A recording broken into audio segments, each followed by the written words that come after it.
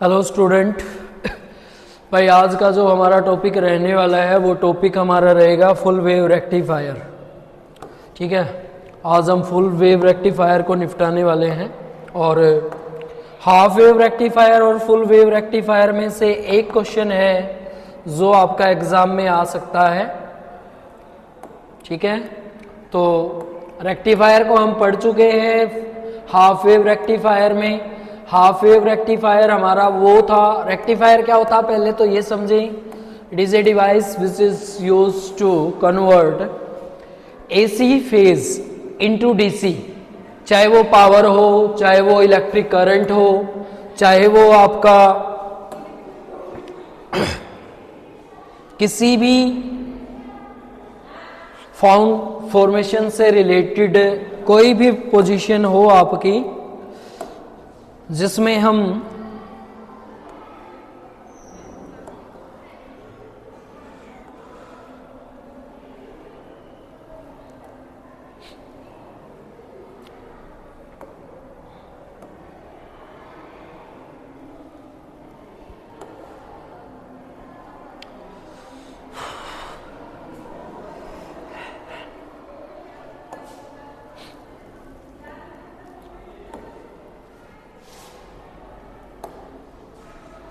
चलो भाई, तो अब हम करेंगे रेक्टिफायर को। ठीक है, और रेक्टिफायर में भी हम पढ़ने वाले हैं full wave rectifier.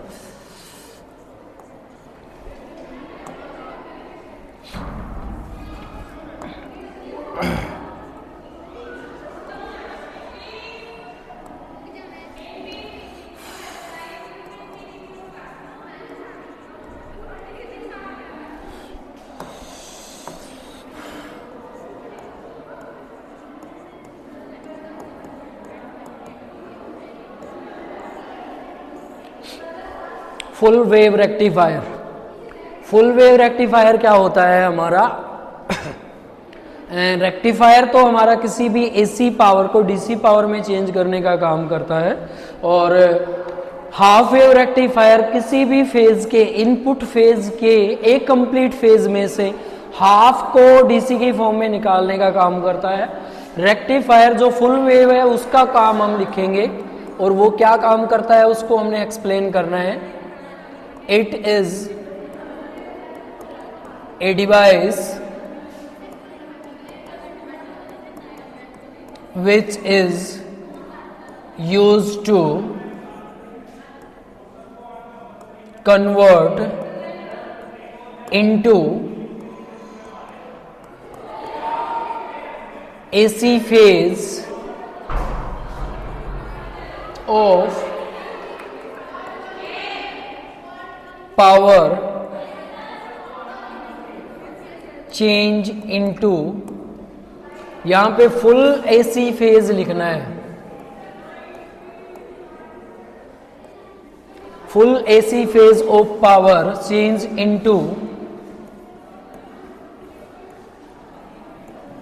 Full phase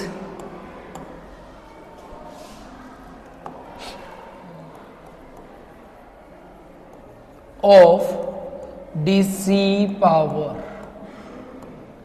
is called full wave rectifier। Principle, जो फुल वेव रेक्टिफायर होता है वो हाफ वेव रेक्टिफायर की तरह principle based on both forward and reverse biased।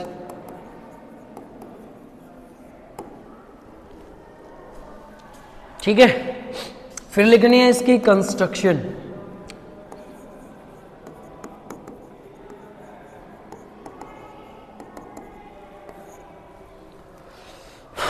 दोनों बाइजिंग पे बेस्ड होता है, ये भी वो भी दोनों पे बेस्ड था। कंस्ट्रक्शन में क्या है कि ये step down transformer,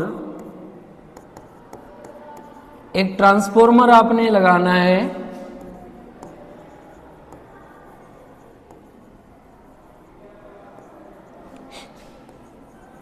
adjust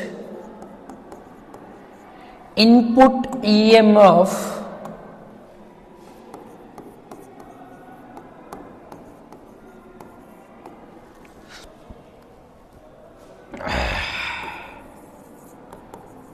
going into diode D1 and D2, इसमें दो डायोड लगाने हैं आपने, और वो EMF स्टेप डाउन ट्रांसफॉर्मर की वजह से उनके अंदर से मूव करेगी D1 and D2 and output EMF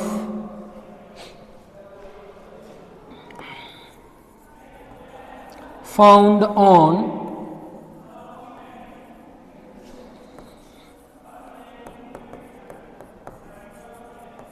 load resistance RL,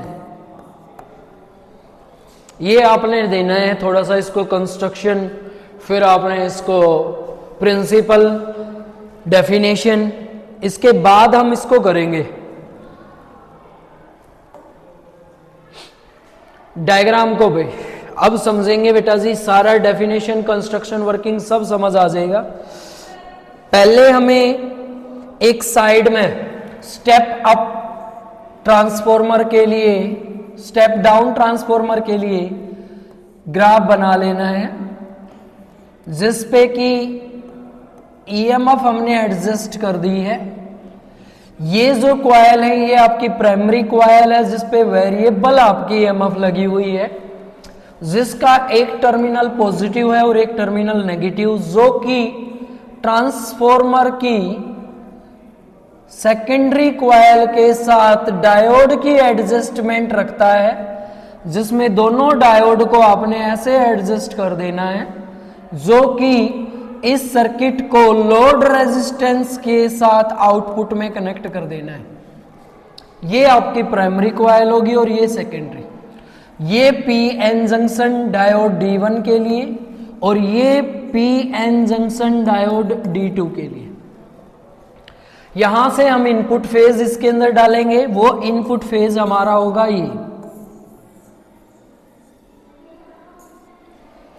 ये एक आउटपुट आपको देने वाला है, वो आउटपुट हम यहां निकालने वाले हैं। तो आउटपुट और इनपुट के लिए मैं एक बार फिर से बना देता हूं।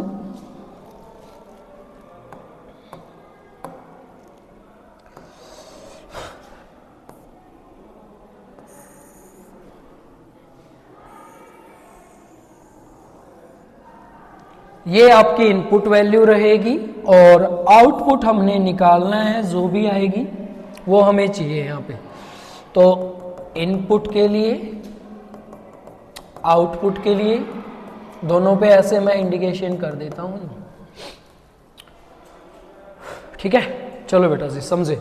पहले फर्स्ट स्टेप में, in case positive terminal of EMF connect with diode D1P and negative connect with diode D1N is in case take forward biasing। और forward biasing में जो भी वैल्यू हम डालेंगे उसकी इनपुट आएगी कि नहीं, उसी टाइम पे सेम फेज के लिए इधर से देखें तो इसका negative terminal connect with P type of diode D2 and positive is connect with N type N side of diode D2 is reverse biasing। एक साथ में फॉरवर्ड बाइजिंग हो रही है और उसी साथ में क्या हो रही है, रिवर्स बाइजिंग हो रही है। तो ये वाला फेज तो रिवर्स बाइजिंग करता है और ये वाला फेज फॉरवर्ड बाइजिंग, जिस वजह से करंट की जो फेज डाला था वो इस फॉरवर्ड पे अपना बाहर आ जाएगा, रिवर्स की वजह से वो इफेक्ट है, हम यहां पे शो नहीं करेंगे। ठीक है, तो in case first half of AC phase input EMF positive terminal connect with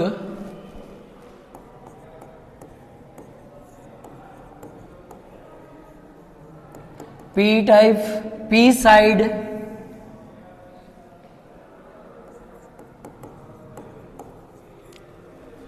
and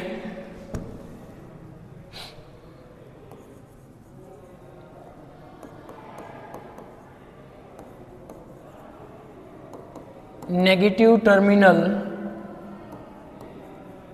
connect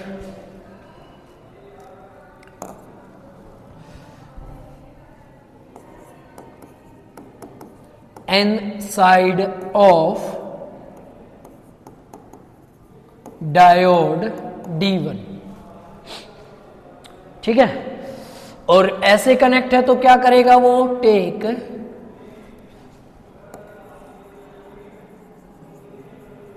forward biasing on RL। ठीक है, कौन सी बायसिंग करेगा वो, forward biasing. Same time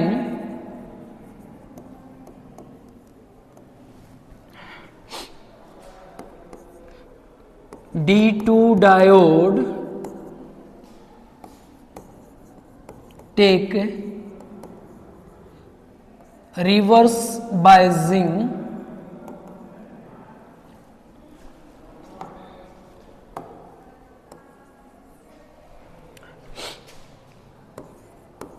due to EMF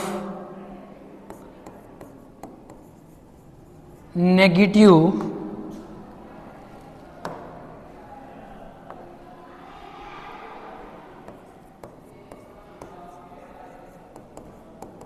terminal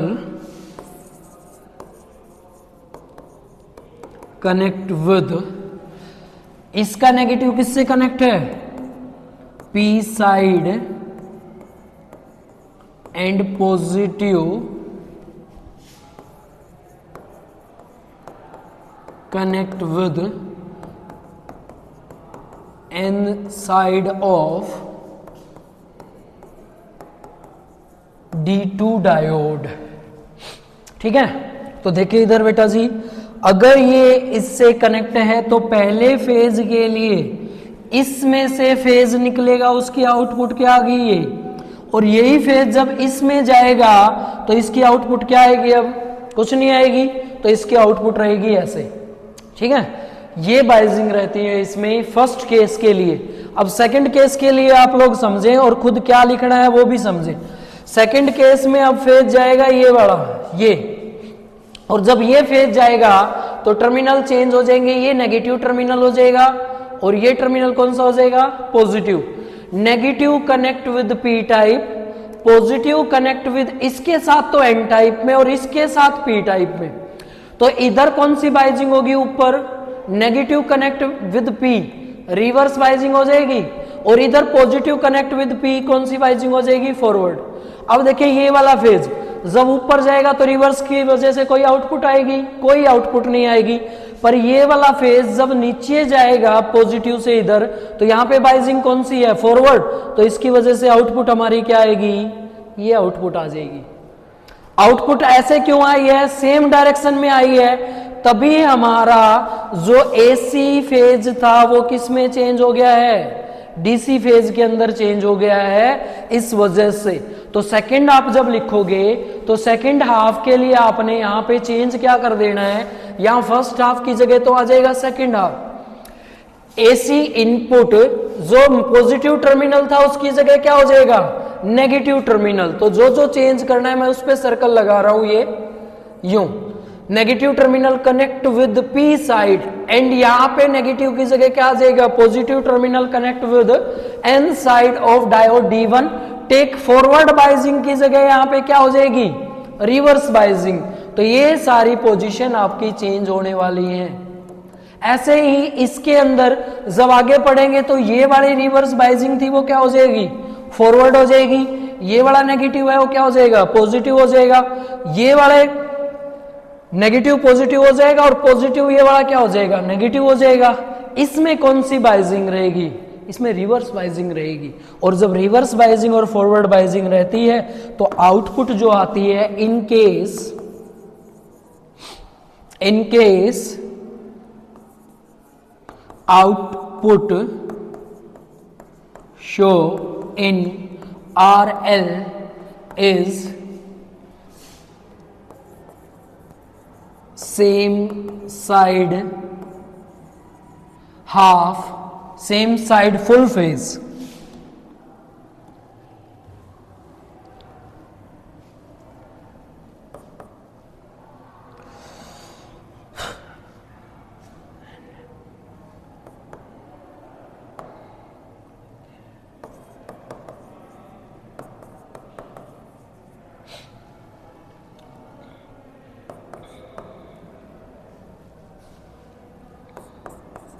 Input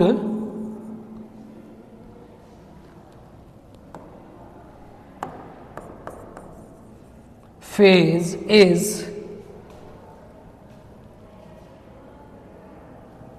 output लिख लेना भाई यहां पे, output n side of D2, output in full phase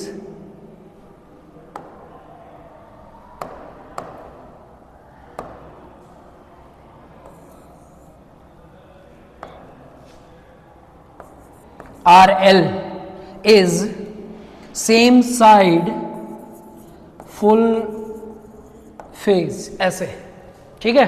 ये रहेगा बेटा जी आपका, इसको बोलते हैं PN rectifier, full wave rectifier. तो ये रहेगा आपका फुल वेव रेक्टिफायर। अच्छा टॉपिक है भाई, इसको आपने यूज करना है, ठीक है। फुल वेव रेक्टिफायर के लिए आपका जो फेज ग्राफ रहता है वो इस टाइप का रहेगा। हाफ वेव के लिए हम पहले टॉपिक में कर चुके हैं, तो ये टॉपिक आपने कंप्लीट कर लेना है बेटा जी।